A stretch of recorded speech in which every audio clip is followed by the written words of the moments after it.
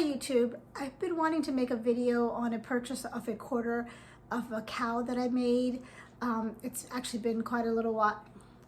It's actually been a little while since I purchased it, and I did record the actual purchase, like, you know, basically the meat and everything, but I didn't record the rest of the video, and I've been putting it off, and I just figured I'd get that done today. So I wanted to share my experience of it and just give you some information if this is something that you're considering for yourself. I'm going to show you the meat first, and then at the end of the video, if you're interested, I will go over the process of purchasing the meat and what, you know, the whole procedure was from the deposit to actually getting the meat. Please stay to the end if you're interested in the steps that I took to purchase this meat. Okay, so these are the items that I got from the company that I ordered from. It's called Blue Dog Farms. I've actually never used them before, but I will definitely use them in the future. They were very nice people and have a very nice operation. So I'm going to share with you the meat that I got on my 1/4 cow, which, as I mentioned, I didn't know what to expect. But I'm starting out, this is in no order. This is just however I stacked it on my table. And there is a lot of meat on here, so I've had to kind of put it all over the place. This is liver, because I opted for the organ meat, and it's 9 packages of the liver, so I'm pretty excited about that. That seems like a really large amount of liver. The next one are these sirloin steaks, and they're about, oh sorry, the liver was, they all range in different sizes, less than a pound on most of them. Just so you can see, I guess, too.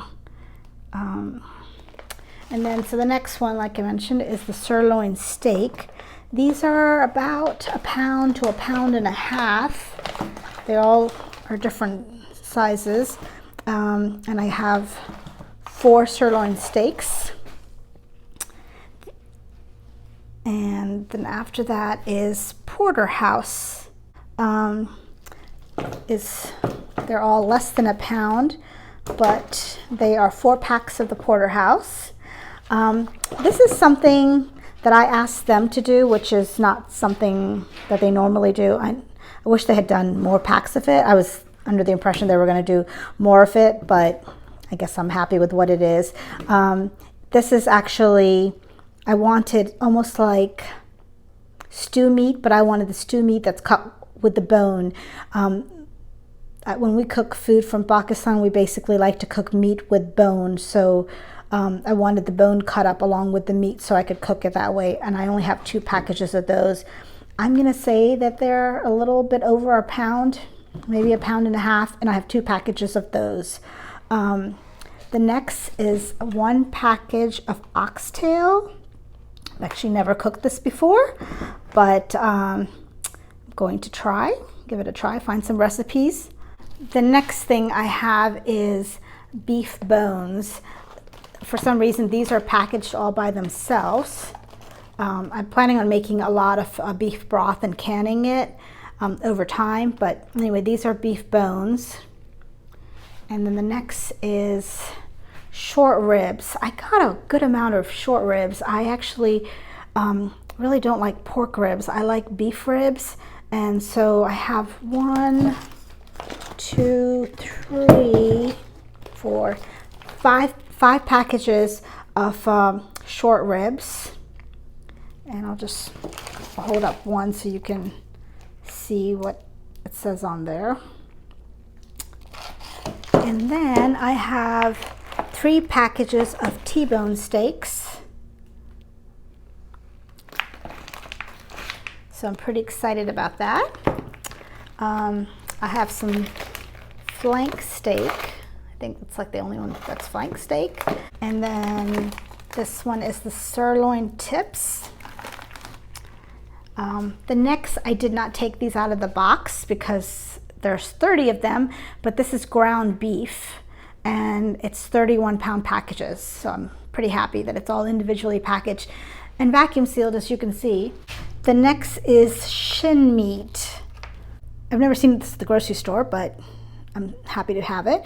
It's they're all about less than a pound, and I have 1, 2, 3, 4 packets of the shin meat. The next is this rib steak. I have a lot of rib steak. It's 10 or 11 packages of rib steak,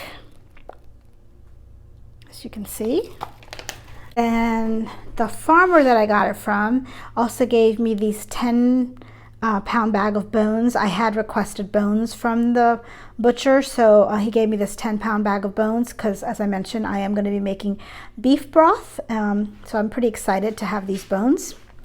The next is the heart. I wasn't expecting the entire heart like this, but I did request it because I do make my own dog food for my dogs. So I figured even if I don't eat it, I can certainly use it to make some of their food.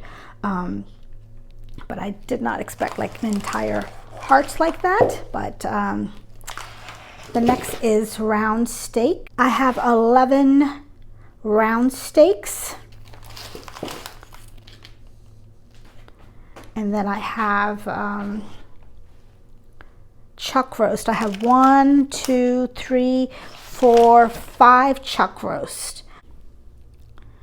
Just so you can see again all the meat that I ordered. It's quite a bit of meat. It's probably going to take me at least a year to eat all this meat up, I'm thinking. And there's a good amount of ground beef.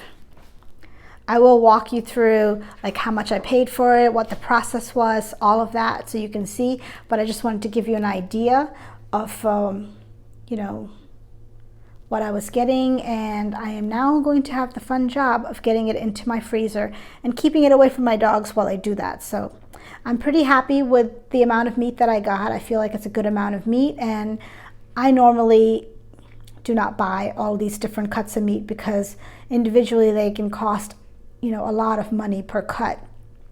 I normally honestly just end up buying ground beef because it's one of the cheaper cuts of, well, it's a cheaper meat to get and use that more often than anything else. But I am super excited to be able to try out recipes and make things with a lot of these other cuts of meat. And like I said, I'm happy. This is all farm raised. He does not feed his cows anything other than grass. They're just grass-fed cows and not given antibiotics and all of that. So I'm pretty happy, and so I just want to give you an idea of what I purchased in case you're looking to do it, and I will be happy to link their information in case you decide to use this farm. So basically I started out with a deposit that I had to make on the quarter cow. The farmer required that a $100 deposit be given, which I think is probably, from what I saw, it's the pretty normal amount for a 1/4 for cow. Like if you're getting a half a cow, the deposit is higher usually, and if you're getting a full cow, I'm sure the deposit is higher for that. But I was purchasing just a 1/4 cow because that's more than enough meat for me. At least I felt like that was enough, and I also didn't want to start out with a huge purchase. One, I was afraid I wouldn't have enough freezer space, and two, I was afraid that, you know, it would just be too much meat. And I didn't have any concept of what a 1/4 cow is going to be like. I figured I would start out small. After I made the deposit, I actually was able to select the month that I wanted to get the meat. So I selected the month that I wanted to actually receive delivery of the meat, and shortly before the date that I was supposed to receive delivery, I received a call from the farmer, and he basically went over like the cuts and all, and to determine what I wanted. And since this was my first time actually doing this, I really had no concept of what I wanted. So I kind of only picked a couple things. I mean, you learn from every experience. And so I knew I wanted ribs. That was something I really like. So I said I definitely wanted ribs. Since I'm from another country and we do cook some of the meat a little differently, I did request a special cut, which was basically, it's almost like beef stew, like the meat for beef stew, but I wanted it with bones. So cut into little squares, but also with bone in it. So when we cook it, the bones add an extra level of flavor, so we like to have it with the bones. So I did request that, and then I also requested any organs that he could give me, because I do make my own dog food for my dogs, so I figured I could use the organ meat for them, or obviously also for me, something like liver and all, I could eat that myself. But I definitely wanted the organ meat for my dogs, just in case I'm not able to eat it. But anyway, I requested that. And then I also requested bones, as many bones as he could give me from the cow, because I really wanted to make bone broth. And that is something that I did end up making with the bones, and it turned out really well. I was actually very pleased with it. I went through the process of like basically roasting the bones first, and then putting them in a roaster pan, and then letting them cook for 24 hours. And it did turn out with a good amount of beef broth or beef stock. I'm not sure what the proper word for it is. But anyway, I did do that also. And so that was pretty much what I expected. So my experience was just going down to, well, the farmer called me, like I said, and made, asked me what I wanted. So after my conversation with him, I made the payment for the rest of the meat. The way it works is that you're paying for the hanging weight of the cow. So basically after the cow is killed, it's just the hanging weight of it. And like everything's been removed from the cow. So you're paying for that weight, but you don't actually take home that amount of weight, because a lot of that weight is bones, and they're taking the bones out. And so a lot of the weight, I guess, is gone. And what I've read is that you average with about 60% of what the starting weight is. So if it's 100 pounds, you're like 1/4 is 100 pounds, then you're only going to end up with 60 pounds of meat. I actually did not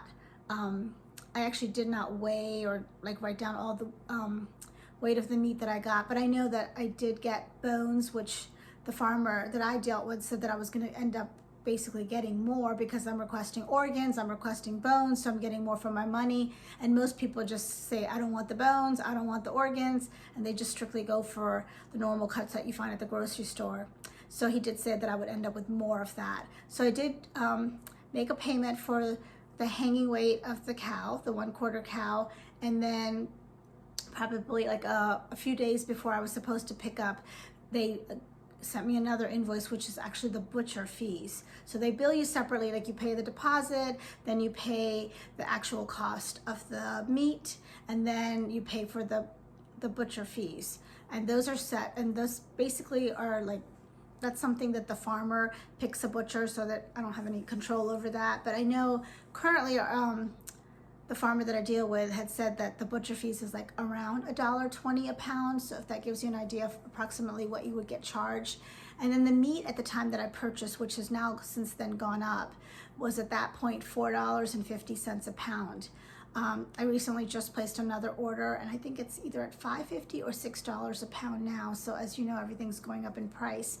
But anyway, that's the price I paid. I picked up my meat, and I did the video just so you could get an idea of all the meat that I purchased. I feel like it was a good deal, because maybe on the ground beef, that's just an okay price, but on all the other cuts, you can't buy a lot of those steaks and roasts for anywhere near $4.50 or even $5.50 a pound. They just cost a lot more. And generally, I almost never buy steaks, because obviously they're just much more expensive than ground beef. So the majority of the beef that I buy is usually ground beef. So this gave me an opportunity to get a lot of different steaks and try different cuts of meat that I maybe would have never purchased on my own, just because of the cost. So I do feel like it's worth it, because you're not going to be able to get a porterhouse steak for $5.50 a pound, generally speaking, not around at least where I live. That's not possible. So I felt like that was a really good price for it. And obviously the best part is like the flexibility of picking what you want. If you do a lot of roasts, then you would pick more roasts. If you want more steaks, or if you want more ground beef. I did not want too many roasts, because I was afraid that it would be just too much for our size family. So I did opt for more steaks than roasts. But it's a personal choice, and obviously you can still cut that meat up into a smaller portion. I was actually very pleased with the purchase of this beef. One, I was really happy, as I mentioned, that I could select the cuts and basically how I wanted my meat prepared, and that it was vacuum sealed. I really appreciated that, because I've seen a lot of other videos. I looked up a lot of videos before I made this purchase, and a lot of people got their beef wrapped in butcher paper, and I've heard that it stays good for that, but I still like the idea of the shrink wrapped or food saver bag type bags on there. And the other thing I had noticed, the other thing that I noticed is that when I would buy beef from the grocery store, if I would leave it in the refrigerator for a day or two, it would start to turn brown really quickly. And this beef, once or twice, I forgot it for a couple of days.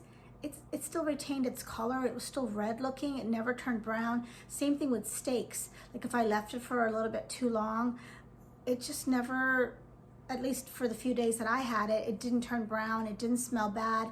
So I don't know if it's because the meat is so fresh, and the meat that we get at the grocery store, I've heard, is, you know, who knows how many months old, or maybe at least a month or 2 months old. So I don't know if it's that reason that the meat stayed really fresh in the refrigerator and didn't turn brown or didn't smell bad, but I feel like that was an added benefit also. So I overall think it was a good purchase, and I would do it again, which I've just mentioned. I did actually do it again. I have another order that will be coming in April, so I might take another video of that and show that to you if you're interested. But I definitely feel like it's worth it, and it's definitely something that would save you money and allow you to basically have a lot more choices of meat. It is obviously more expensive than maybe just getting non-grass-fed meat, but I don't think being frugal means that you always just pick the cheapest option. Sometimes, you know, you pick some things, you get the best price for something. Even like I might want a specific, I happen to like real specific apples. Like I like Honeycrisp apples, and so I will go pay a little bit more money for those because I like those. So to me, I wanted the grass-fed beef. I think it's better for you, and so it's my personal choice. And I feel like if you want to do that, this is the best alternative rather than going and buying piecemeal from the grocery store, which is way more expensive. I do a similar thing with the chicken. I buy the chicken at Costco that's organic. I bring it home and then I cut it myself. In this case, obviously I can't bring home a quarter cow, but I hope you like my video, and I hope that this is helpful and gives you an idea of what the process was. And I hope you enjoyed watching and seeing the cuts of meat that I got. And if you have any questions, please leave them in the comments below. I would appreciate if you could please like and subscribe to my channel, and I'll see you on the next video. Thank you.